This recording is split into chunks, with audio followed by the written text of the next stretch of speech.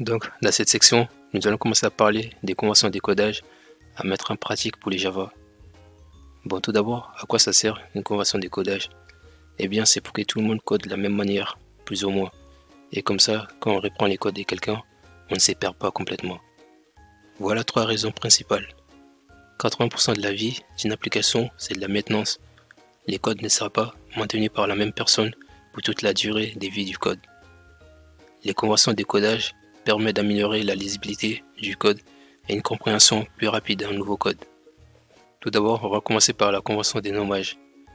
Permet de rendre les codes qu'on écrit plus lisibles par nous-mêmes et par les autres programmeurs. Et c'est une bonne pratique qui est de suivre des conventions adoptées par tous. Par exemple, dans une entreprise, ça va permettre à un nouveau programmeur de se familiariser avec ces règles et sera capable de comprendre les codes écrits par un programmeur qui a peut-être quitté l'entreprise plusieurs années auparavant.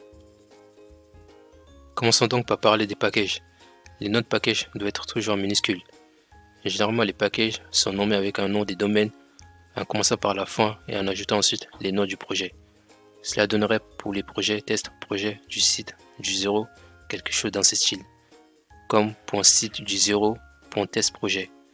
Nommer les packages de cette manière permet d'éviter des conflits entre des classes ayant ensuite les mêmes noms et de bien s'y retrouver.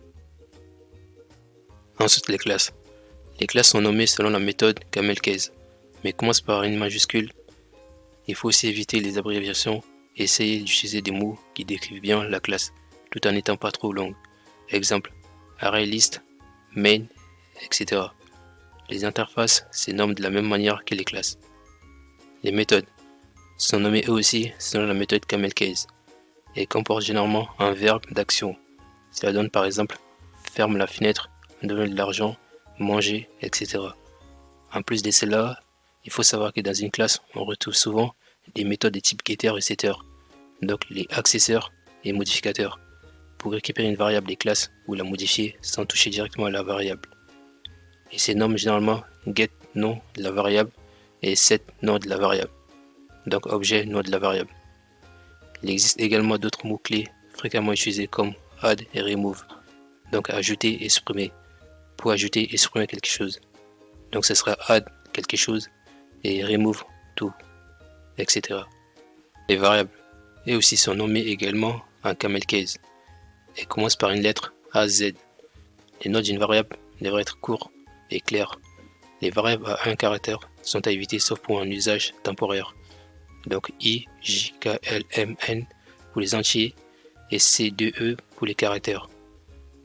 Et cela donne par exemple taille appartement, I, J, etc. Et les constantes, c'est-à-dire les statiques finales, doivent être écrites en majuscules et pour séparer les mots tirés de 8 sont à utiliser. Cela donne par exemple ça. Donc pour faire court, le but des conventions de codage permet de vous faciliter la vie et celle des programmeurs qui vous précèdent.